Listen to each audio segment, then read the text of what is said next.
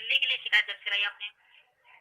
नहीं, देखिए नोएडा में हमने शिकायत दर्ज करवाई है कि नोएडा में हमें हमारे ऊपर कार्रवाई कर दिया गया ना, हमारे बाल बच्चों को मारा गया, पीटा गया, हौलात में बंद कर रहे थे। चौकी इंचार्ज धर्मेंद्र लांबा, फेज 3 थाना।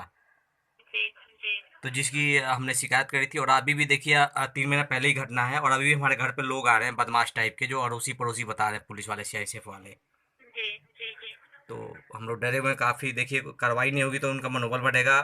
चौकी इंचार्ज जो धर्मेंद्र लांबा उनके दोस्त हैं, जो आरोपी हैं, जिसकी जी, हमने शिकायत करी, अगर मनोबल ऐसे ही बढ़ेगा तो हमारे साथ कुछ भी अनहोनी हो सकती है मैम। बिल्कुल समझ पा रहे हैं आपकी समस्या को। आपका फीडबैक कार्रवाई के लिए भेज जी। दिया गया है।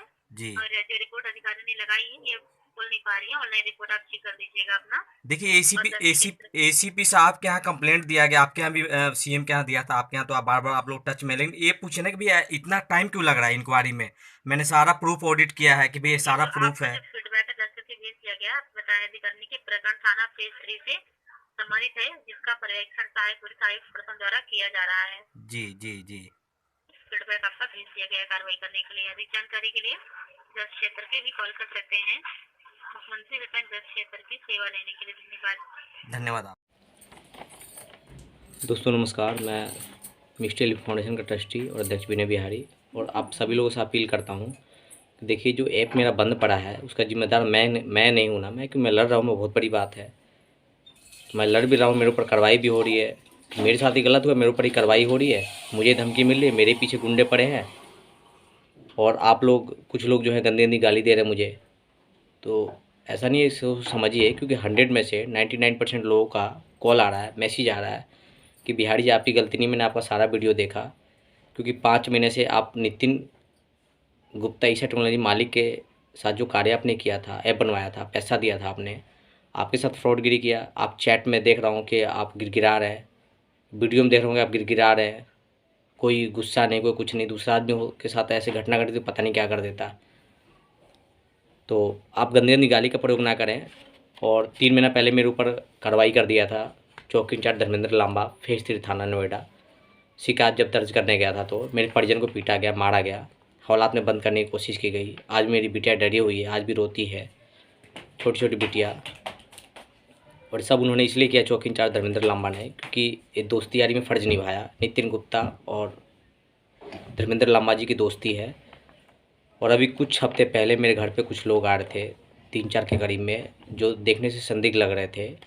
पड़ोसी के द्वारा पता लगा कि आप नहीं थे, तो 3-4 दिन लगातार आपके पीछे कोई नीचे, कोई बीच में, कोई ऊपर खड़ा रहा।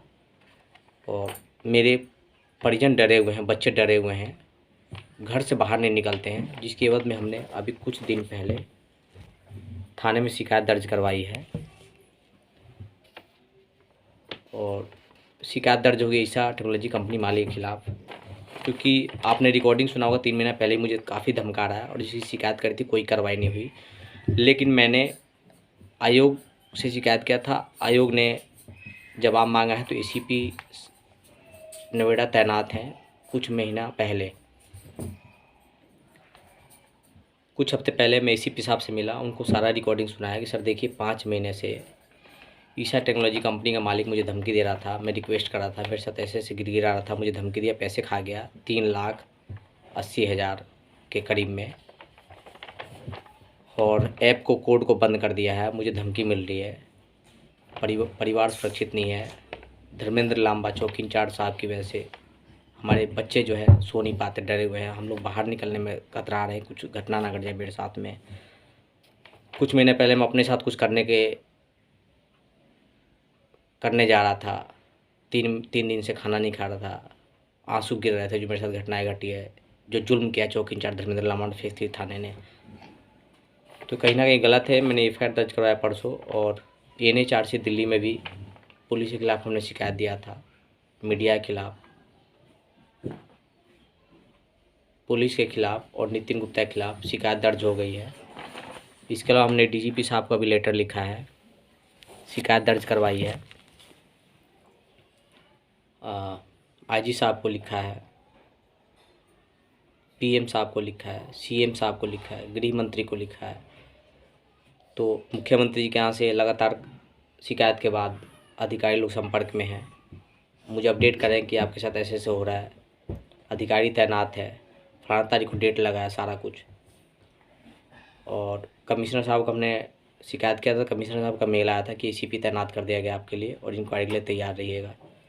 एसीपी कार्यालय में गया था, एसीपी साहब से मिला, उनको बताया सारी कहानी कैसे कैसे मेरे साथ घटना घटी है। और चौकी इंचार्ज धर्मेंद्र लांबा जी ने मेरे परिजनों को धमकाया है, मेरे साथ गलत गलत न्यूज़ में दिखाया है, क्योंकि जो आरोपी है उसके खिलाफ कुछ नहीं दिखाया है, मेरे खिलाफ सारा घटना दिखाया। मेरे ऊपर कार्रवाई की गई, मेरे परिजन के ऊपर मारा गया, पीटा गया, टॉर्चर किया गया, उनको हालात में बंद कर रहे थे।